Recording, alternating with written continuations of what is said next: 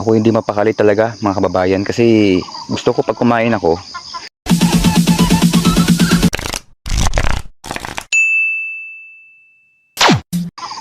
gusto ko may sili. Yung mga kababayan, gusto ko maanghang, kababayan. Kuha tayo 3 piraso. Ang ano po kasi mga kababayan, ang sili po kasi, no? Ano po ito eh. Isa sa pinaka-purpose po na ito, isa sa pampagana kumain. Mga kababayan, papagana po kumain yan. Umaga po ng Sabado, ito po yung pakain mismo ng amo. Bago po kami bumaba ng bodega para magtrabaho. Yan po, no? Tradition sa nagalagay po sila ng luya sa sardinas, saka po yung style menudo, saka po yung gulay. Gulay po ito na ano po yan, talbos ng kamote. No? Style probinsya.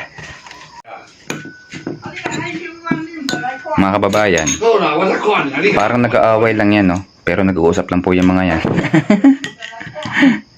Ayun mga kababayan. Parang nag-aaway po sila, no? Soya. Soya milk po.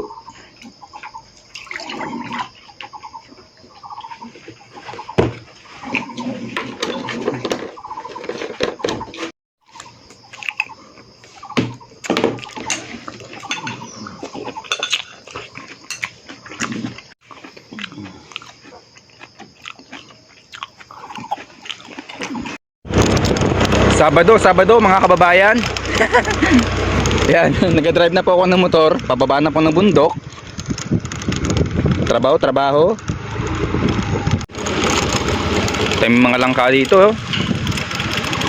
Kinakain na po ng unggoy. Ay si Whitey, oh. Whitey!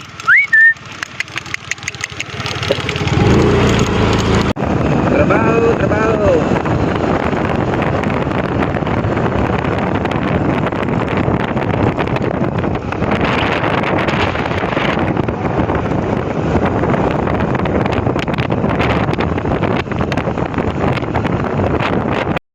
Mga kababayan, 9:35 AM, tapos na po yung trabaho.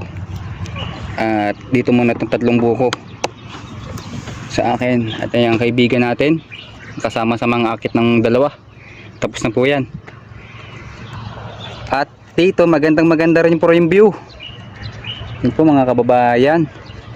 So ayun po, no, dito po ipauwi na po kami mga kababayan. May dala pong kahoy ang aking kaibigan para sa kanyang kubo. At dito nga po sa bandang kanan ay napakaganda ng view. At may sapa po diyan na malinis. Maya maya nga po medyo napasilip ang aking kaibigan at medyo napahinto sa motor dahil alam na alam po niya yung mga lugar dito na maraming tilapia, ano. Marami po namimingwit diyan. Palagi lang po kayo sa akin magsubaybay mga kababayan. Mga kaibigan, tayo po balang araw ang mag-ano dyan. Mamimingwit po tayo dyan, tsaka ano pa tayo ng mga fish net para pang sakaling ulam-ulam po natin sa susunod na buwan. Yun po, meron pong agos, no? Napakaganda po nyan. Tapos sa banda doon, ano po ito, shortcut. Dito lang po kami dumaan, iniwan namin aming amo. At ngayong tanghali mga kababayan, nasa bahay na po ako, no? Ayun po, medyo muni-muni tayo at wala na namang magawa. Syempre, isa ito sa mga libangan na isang OFW pag-vlog. Ito po talagang sineseryoso ko na mga kababayan, kaya maraming salamat po sa suporta. Tsaka sa mga willing lang po dyan na magsubaybay sa akin, tsaka gusto pong mag-share ng ating videos dyan sa pag-vlog para po mas lalo po kumalat ang ating ginagawang pagtatanim. Balang araw ay aanihin. Maraming salamat mga kababayan.